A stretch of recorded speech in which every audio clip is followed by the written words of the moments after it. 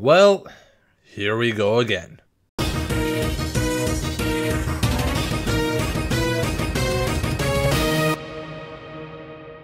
Welcome back, guys, to another worst team Pokemon challenge. Now this time around we are doing Pokemon Platinum. Now I feel like this is going to be one of the harder challenges I have done up to this point, because I know Sinnoh has a lot of very strong gym battles and the Elite Four is very tough. I am especially now looking forward to battling Cynthia, because I already know she was already tough to beat. Now this is the team I will be using in this run. Honestly, it's pretty bad in my opinion. There are some Pokemon I actually wanted to use, like Carnivine, but he is very, very hard to find. So I'm still going to look for him, but if I can't catch it, I'll just go ahead and use the other Pokemon. But reminder, these are the rules for this run. So honestly, I'm very nervous, but let's get this party started. Now, I haven't specifically played Pokemon Platinum ever since I was a kid. Now, I know there was Pokemon Brilliant Diamond and Shining Pearl, but honestly, I completely forgot about those games because they were absolutely terrible. But our character is now made. Our rival is called Steve, of course, and let's jump into this cool, amazing game. Now, since I'm not allowed to use any of the 3 starters in this region, I just had to use them up to the point I got my Pokeballs to grab my first encounter. And honestly, it didn't take that long. Once I got the Pokeballs from Dawn, our first encounter was a Kricketot. So I quickly catch Mr. Kricketot and name him Tick. That is 1 Pokemon down, 5 to go. And well, the second Pokemon didn't even take it that long either, because we found Bidoof right after we found Kricketot.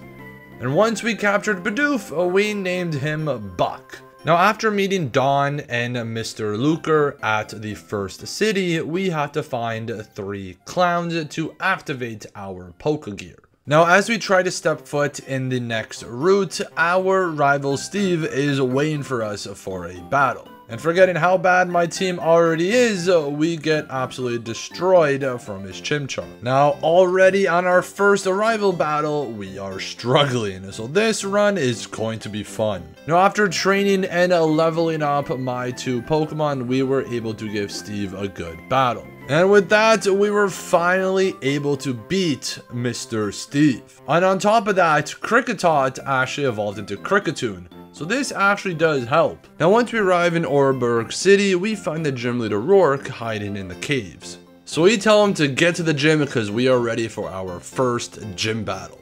And honestly, he was not prepared because Kricketune was an absolute unit in this gym. Now, even though Bidoof did take out Geodude, Kricketune took down Onix in his OP powerful Craniodose.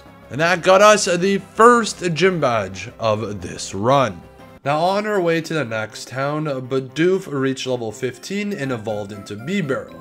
On top of that, he also learned Water Gun. Once we hit Floroma Town, we finally meet Team Galactus. We beat them and save this man from peril. Then he tells us that the Valley Windworks has been overrun by Team Galactus grunts. So that is the next place we head to. And there we meet one of the Team Galactus commanders, Mars. She puts up a pretty good fight, but in the end, Kricketune was able to finish her off. Now after saving that town, we make our way into Interna Forest where we meet Cheryl. She seems lost in the forest, so we tell her to tag along as we make our way out.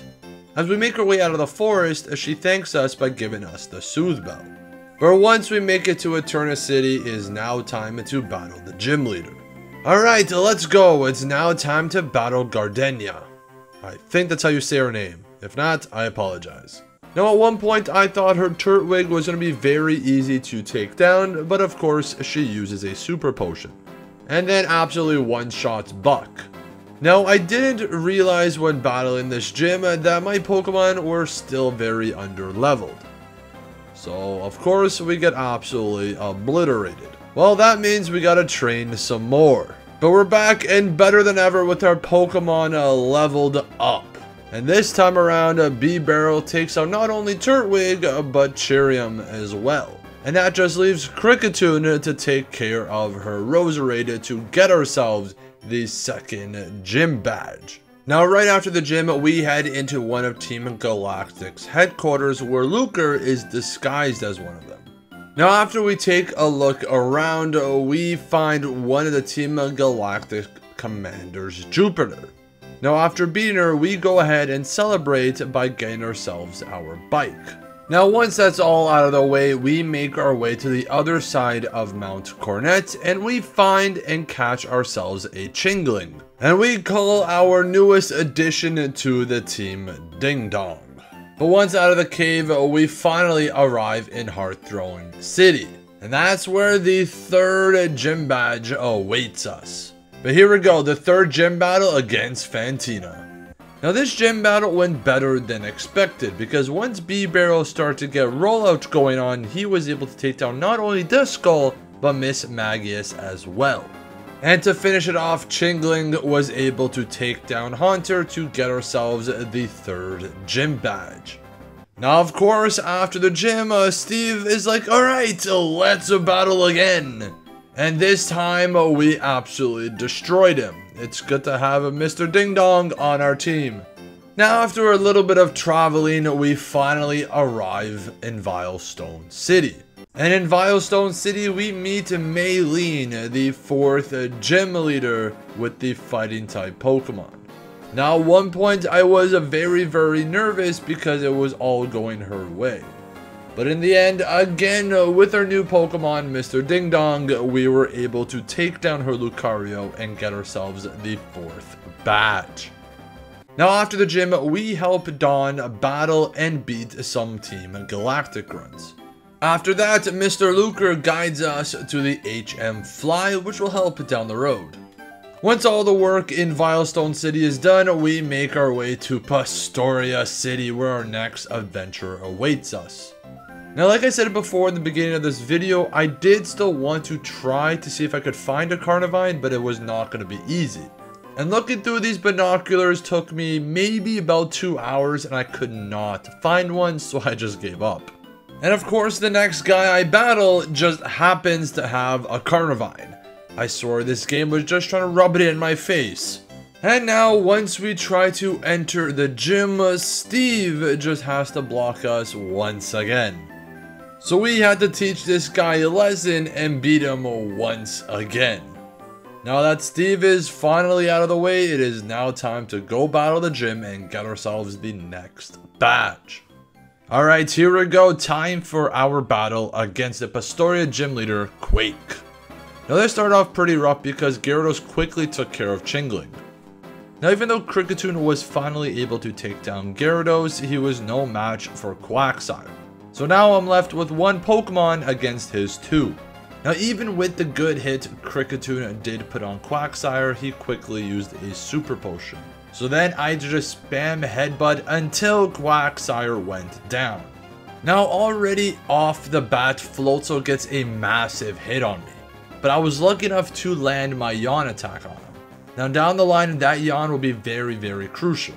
Now the next hit he does get off of me almost kills me. But our next move, we were able to land a crit on him and take down Floatzel to get ourselves the 5th gym badge.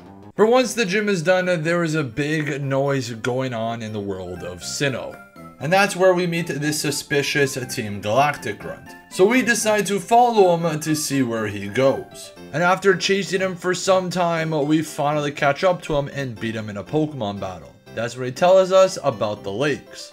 So we head towards the Psyducks that were blocking our path before and use the potion on them. This allowed us to head towards Celestic Town. And that's where we meet Cynthia's grandmother in the ruins. And once again we bump into Cyrus, the leader of Team Galactic. Now after exchanging a couple of words, he invites us for a Pokemon battle. And then we absolutely destroy him. Now on our way to our next adventure, Mr. Ding Dong evolves into Chimecho. That is in good timing because we have just arrived to Canalave City.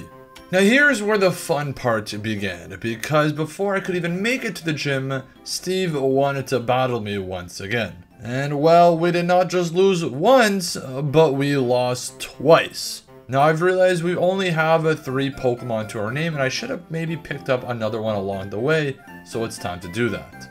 So we had to track back and find ourselves a Pachirisu to add to the team.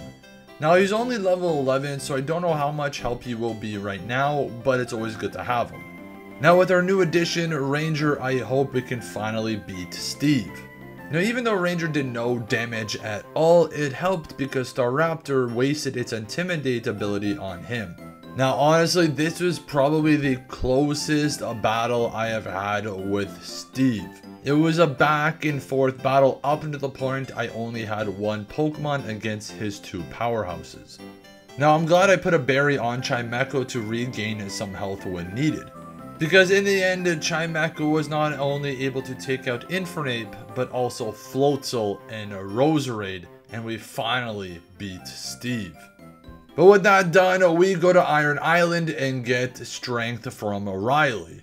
But now it is time to battle the gym. Rourke's dad, Brian, Brayon, whatever your name is, let's do it.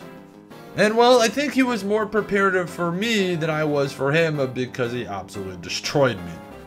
Now I knew this run was going to be hard nearing the end, but I didn't expect it to be this hard. So luckily, while I was training, one of the honey trees finally activated and we find ourselves a Cherubi. So we catch it, name it Plum, and add it to the team. And well, even with Plum, we lost the gym battle once again. So I thought it would be smart to teach B-Barrel Surf because I cannot think of any other way for me to win this badge. Now not only was this the best move to do because he was able to quickly take out Bastiodon, but do enough damage on Steelix where Chimecho was able to finish him off and we were able to beat the gym. After the gym, we head to the library where we get a quick history lesson from the professor. But halfway through the lecture, there is a massive explosion on the news and it forces us to go to Lake Valor. And there we find lots of Team Galactic grunts waiting for us. Now once we enter the middle of the lake, we find one of the commanders, Jupiter. Now after battling and beating them, we head back to Lake Verarity where the professor and Dawn are in trouble. Now after being heroes once again and saving Dawn from Commander Mars, we head all the way up Mount Cornet where our next adventure awaits us. And on this adventure we find our next Pokemon to add to the team, Snover. So we catch him and name him Dave.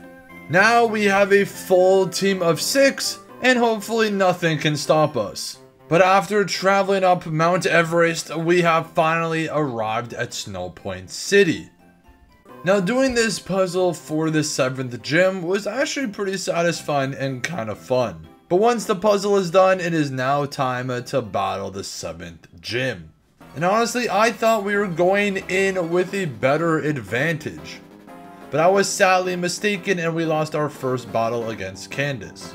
So this time around, I did level up our team just a little bit to give us some sort of chance.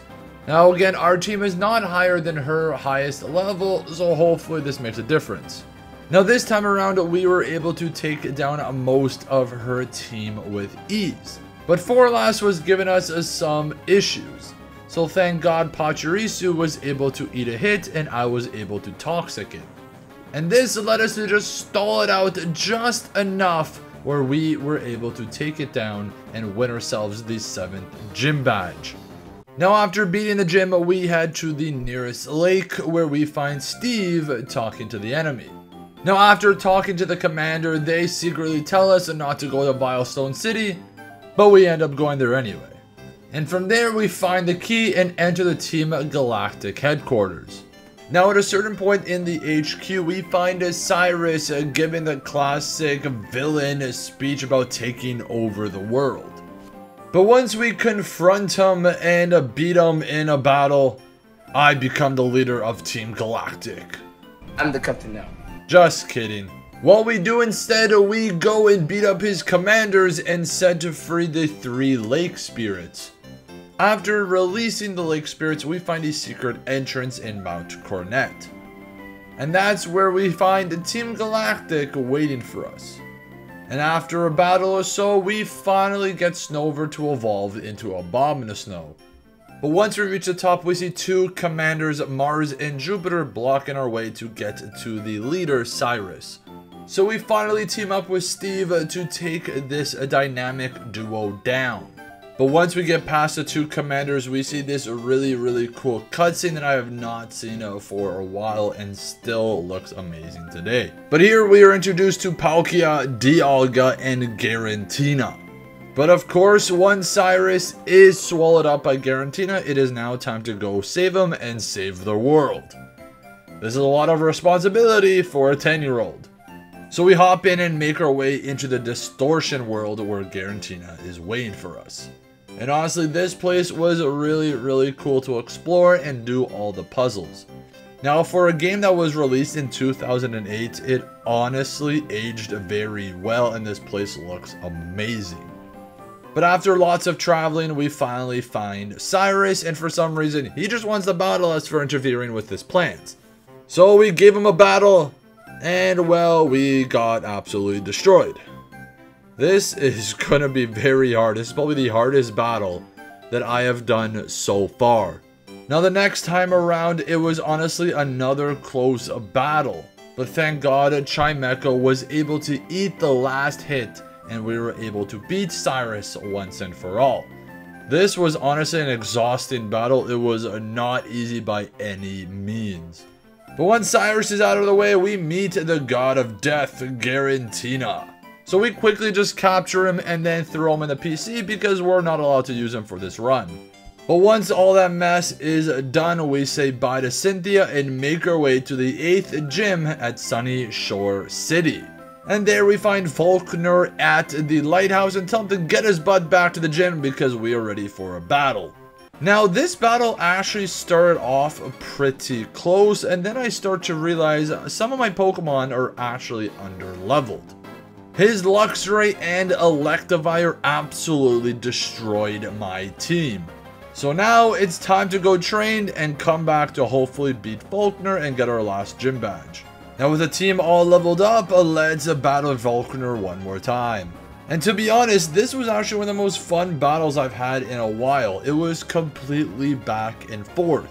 I would take down one of his Pokemon, then he would take down one of mine.